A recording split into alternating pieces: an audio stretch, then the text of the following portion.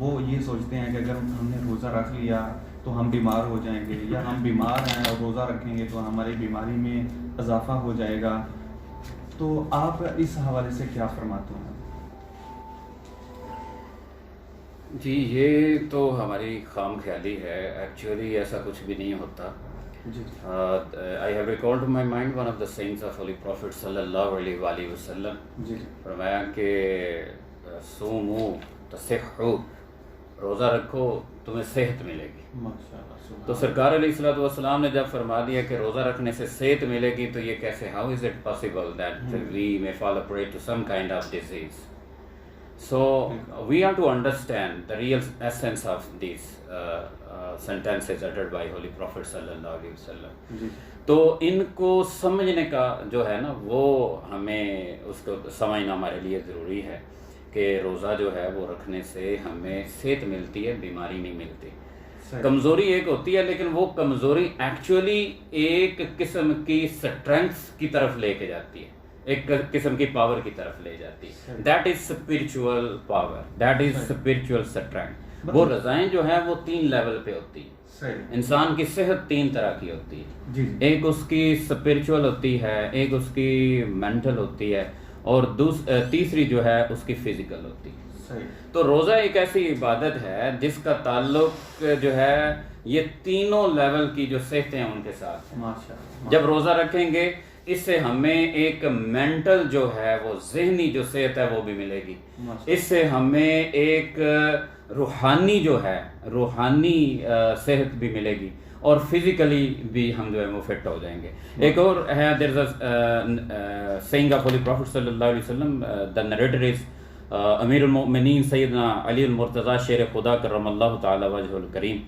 آپ سے مروی یہ روایت ہے کہ اللہ کے پیارے رسول صلی اللہ علیہ وسلم نے فرمایا کہ بے شک اللہ تعالیٰ نے بنی اسرائیل کے ایک نبی علیہ السلام کی طرف وحی فرمائی کہ آپ اپنی قوم کو خبر دیجئے کہ جو بھی بندہ میری اطاف میری رضا کے لیے ایک دن کا روزہ رکھتا ہے تو میں اس کے جسم کو صحت بھی عطا فرماتا ہوں اور اس کو اجر عظیم بھی میں دوں گا. ماشاءاللہ سبحان. تو یہ سرکار صلی اللہ علیہ وسلم کا جو ہے وہ فرمان ہے.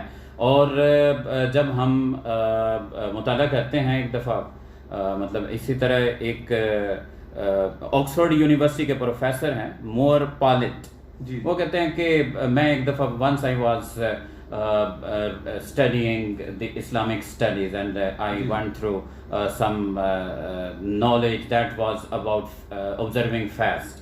روزہ رکھنے کے بارے میں جب آیا تو I was shocked. مجھے شوق لگا کہ جب میں نے روزے کے اتنے زیادہ فوائد میں نے پڑھا. I started observing fast over there and after some days ایسا ہوا کہ میرے معدے کے اندر ورم تھا. my stomach was inflamed. اس کے اندر جو ہے وہ ورم تھا. تو یہ روزے رکھنے کی وجہ سے چند دن بعد وہ میرا معدے کا جو ورم ہے وہ درست ہونا سٹارٹ ہو گیا. Then I started observing fast till the end of the month of Ramadan.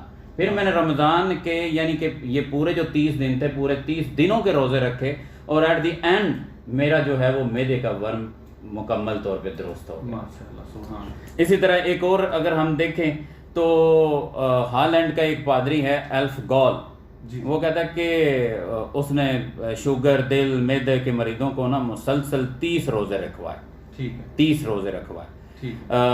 تو نتیجہ یہ نکلا کہ شوگر والوں کی شوگر کنٹرول ہو گئی، دل کے مریضوں کی گھبراہٹ اور سانس کا پھولنا کم ہوا، اور معدے کے مریضوں کو سب سے زیادہ فائدہ ہوا. اور ایک اور بھی ماہر نفسیات سیگمنٹ فرائیڈ آپ نے پڑھا ہوگا جس کی تھیریز وغیرہ بھی پڑھی، یہ سائیکو اینالسٹ ہے اور کرٹیکل تھیورسٹ بھی ہے. اور یہ بڑی مشہور اس نے یہ لکھا ہے یہ کانشیس سب کانشیس ایگو ایڈ وغیرہ سپر ایگو وغیرہ یہ جو اس نے بیان کی ہیں.